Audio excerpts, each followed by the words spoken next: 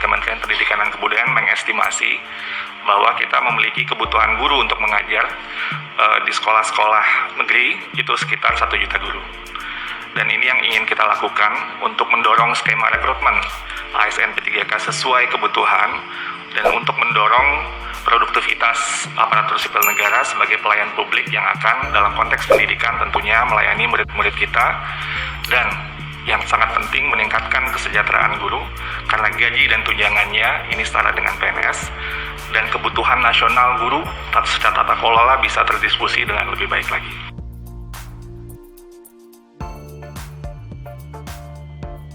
Yang bisa mengikuti seleksi ini guru honorer termasuk semuanya. Tadi Mas Menteri sering mengatakan ini adalah semuanya bisa ikut gitu ya. Jadi tidak perlu lagi ada kategori ini, dan juga lulusan pendidikan profesi guru yang saat ini tidak mengajar.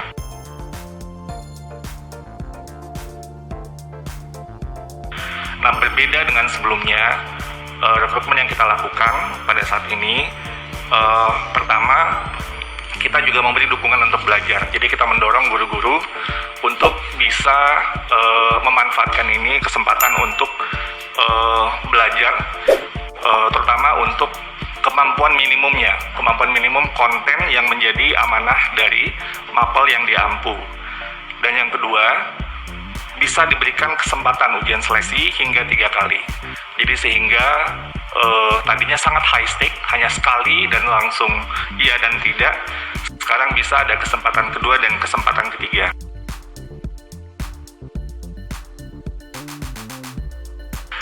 Dan selanjutnya biaya seleksi sepenuhnya ditanggung oleh Kementerian Pendidikan dan Kebudayaan, sehingga ini memudahkan pemerintah daerah untuk bisa tidak perlu khawatir terkait penganggaran untuk seleksi.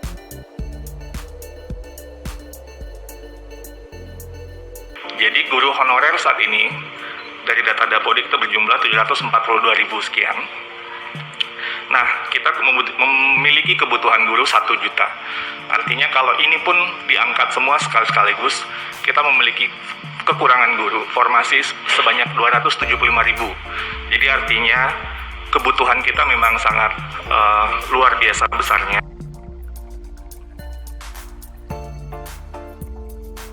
Namun perlu juga kita tekankan sesuai dengan agenda reformasi birokrasi tentang ASN bahwa kualitas pelayanan publik seperti yang dirujuk di Undang-Undang Nomor 5 tentang 2014 bahwa dibutuhkan ASN untuk meningkatkan kualitas pelayanan publik. Nah, ini yang ingin kita dorong juga sekaligus dengan momentum rekrutmen ASN P3.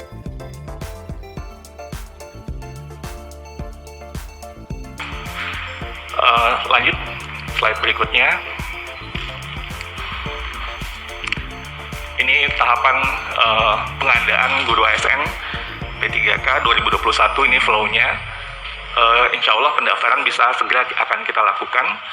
Lalu kemudian ada seleksi administrasi di sana untuk mencek berkas-berkas yang perlu, linearitas dan juga keterkaitan dengan ijazah yang ini insya Allah sudah kita lakukan. Lalu kemudian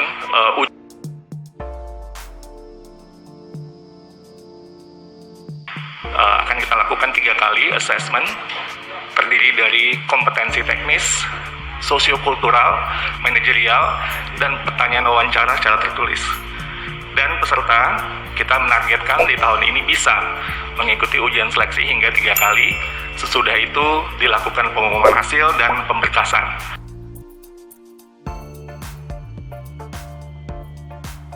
Insya Allah rencana kita ujian seleksi pertama itu diadakan di bulan Agustus 2021. Lalu ada rankingan, pengumuman gitu ya, pemberkasan, dan juga persiapan mungkin yang tidak lulus di ujian pertama untuk ke ujian kedua di Oktober 2021. Lalu sebulan sesudah itu kembali lagi ada semacam pemberkasan dan daftar ulang kalau yang mungkin yang masih belum lulus untuk ujian seleksi di bulan Desember 2021 sebagai ujian tahap atau kesempatan yang ketiga. Dan ini yang timeline yang dari Panselnas kita sudah mendiskusikan sangat ketat sekali, dan ini membutuhkan upaya yang luar biasa nanti terutama antara jeda sesudah ujian pertama ke ujian kedua ke ujian ketiga. Itu nanti akan luar biasa tim yang harus bekerja untuk memastikan step-stepnya berjalan dengan baik. Selanjutnya, slide berikutnya. Nah, ini mungkin yang agenda yang tadi Pak Pimpinan sebut, yang agenda yang pertama terkait dengan hasil dari yang P3K yang lulus di tahun 2020. Mungkin saya langsung saja ke slide berikutnya. Kondisi saat ini tentunya sesudah ada Perpres nomor 98 2020 setelah terbitnya Perpres tentang gaji dan tunjangan P3K tersebut, saat ini proses yang terjadi pengangkatan oleh Pemda, SKBKD dan SKBKN. Mungkin ini nanti teman-teman dari BKN atau PANRB yang lebih bisa menjelaskan status pada saat ini. Saya lanjut ke slide berikutnya. Ini terkait dengan sosialisasi yang mungkin sudah kami jelaskan di rapat dengar pendapat sebelumnya. Sosialisasi tidak hanya dilakukan secara semacam kayak informasi saja, tapi juga ada coaching one on one dengan dari pemerintah daerah untuk memastikan data, juga secara informal melalui apakah telepon atau WhatsApp, atau pemerintah daerah juga beberapa berkunjung ke kementerian, dan kami ikut mensosialisasikan, mengklarifikasi beberapa hal dan mendorong tentunya untuk pengajuan formasi sesuai kebutuhan. Saya rasa lanjut saja dulu. Nah, ini data yang terakhir. Pada saat ini sudah 523.000 formasi guru P3K yang ada. 165 daerah mengusulkan kurang dari 50% dari total formasi yang dibutuhkan. 27 daerah belum mengajukan formasi, 8 diantaranya Papua Barat, dan alasan Pemda tidak mengajukan formasi lebih kepada ketidakyakinan tentang kewajiban finansial untuk guru P3K. Ini sudah kita bahas di rapat minggu yang lalu yang fokus tentang anggaran pada waktu itu. Dan sebenarnya kalau dari segi regulasi, kita tahu dari Undang-Undang APBN sudah clear menyebutkan alokasi 19 triliun lebih. Nanti mungkin dari Pak Adrianto atau dari Pak Purwanto bisa menjelaskan kembali terkait dengan alokasi dana untuk guru P3K ini. Lanjut. Ini slide dari presentasi Mas Menteri. Ini untuk menunjukkan bahwa lepas dari kondisi yang mungkin masih belum ideal pada saat ini, tapi jumlah formasi kalau kita lihat untuk guru ASN dalam beberapa tahun terakhir ini merupakan perekrutan ASN yang terbesar, dan jumlahnya kalau di sini ini 5 kali lipat dari yang sebelumnya. Jadi ini menunjukkan gradasi dan upaya pemerintah secara kolektif, karena ini kerja bersama-sama untuk bisa mendorong pembenahan sekali lagi tata kelola guru kita yang sudah lama berjalan tidak optimal. Dan mudah-mudahan tentunya tren ini akan semakin baik. Jadi sehingga supply dan demand guru-guru kita bisa lebih baik lagi ke depannya. Dalam presentasi waktu itu Mas Menteri juga menjelaskan bahwa semua guru honorer tetap dapat mengikuti seleksi. Lalu guru yang mengajar di daerah tanpa formasi dapat mendaftar di daerah lain, dan guru yang melewati passing grade tahun ini namun tidak dapat formasi dapat menggunakan nilai tes tahun ini untuk di tahun selanjutnya. Lanjut ke slide berikutnya. Terkait kebijakan afirmasi, mungkin kemarin juga sudah disampaikan oleh Prof. Nuno bahwa dari Panselnas kami memutuskan beberapa hal tentang kebijakan formasi ini. Pertama, ujian seleksi ini tentunya dengan beberapa bulan yang akan dimasukkan dari berbagai pihak tentunya, dan kami mendengar dan memutuskan beberapa hal di sini. Ujian seleksi terutama buat guru-guru honorer di sekolah negeri yang mungkin merasa khawatir ya kalau misalnya langsung semuanya ikut gitu ya. Jadi seleksi yang pertama untuk guru honorer di sekolah negeri masing-masing, dan ujian kedua dan ketiga baru kita buka kepada semua guru honorer dan lulusan PPG. Terus untuk passing grade, peserta dengan umur 40 tahun ke atas dan terhitung pada saat pendaftaran dan berstatus aktif selama 3 tahun terakhir mengajarnya mendapat bonus nilai kompetensi teknis sebesar 75 poin atau 15%. Dan peserta penyandang disabilitas mendapatkan bonus nilai kompetensi tambahan jika berumur 40 tahun ke atas ya, tapi ini untuk penyandang disabilitas sebanyak 50 poin atau 10%. Dan peserta yang sudah memiliki sertifikasi guru mendapatkan nilai penuh pada tes kompetensi teknis. Namun tentunya tetap perlu lulus passing grade di tes manajerial, sosiokultural, dan wawancara.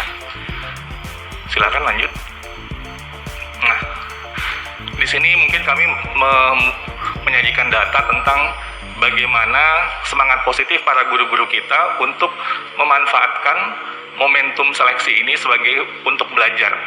Ini data yang dari Guru Belajar Berbagi, di mana para guru sudah mendaftar dan mengikuti modul-modul, dan ada yang sudah ikut tryout, malah ikut juga forum diskusi, jadi belajarnya barengan.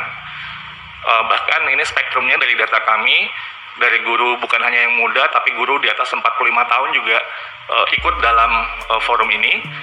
Modul-modulnya kami upayakan selain substansi materi yang esensial, juga ada audiovisual, jadi video-video yang mungkin lebih membawa pemahaman yang lebih baik, dan ruang kolaborasi dan komunitas dalam forum tersebut, sehingga bisa membantu untuk lebih bergairah belajarnya.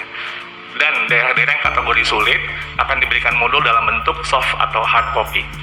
Jadi untuk mendorong sekali lagi momentum belajar guru-guru kita sehingga bisa mempersiapkan diri dengan baik untuk tes seleksi. Ini angkanya sudah luar biasa, mudah-mudahan terus bertambah dan terus semakin positif untuk bersemangat dalam belajar dan juga berbagi, artinya tidak belajarnya sendiri-sendiri. Lanjut, terakhir, ini mungkin sudah disampaikan sebelumnya oleh Prof. Nuno, beberapa penguatan-penguatan dari guru-guru untuk melihat bahwa ini adalah momentum yang sangat baik bagi mereka untuk bisa belajar, untuk bisa memanfaatkan ini sebagai sarana pelatihan, sebagai sarana untuk berjejaring dan belajar, mempersiapkan diri supaya bisa menjadi guru yang lebih baik lagi tentunya, dan bisa insya Allah lulus dari seleksi ASN P3K.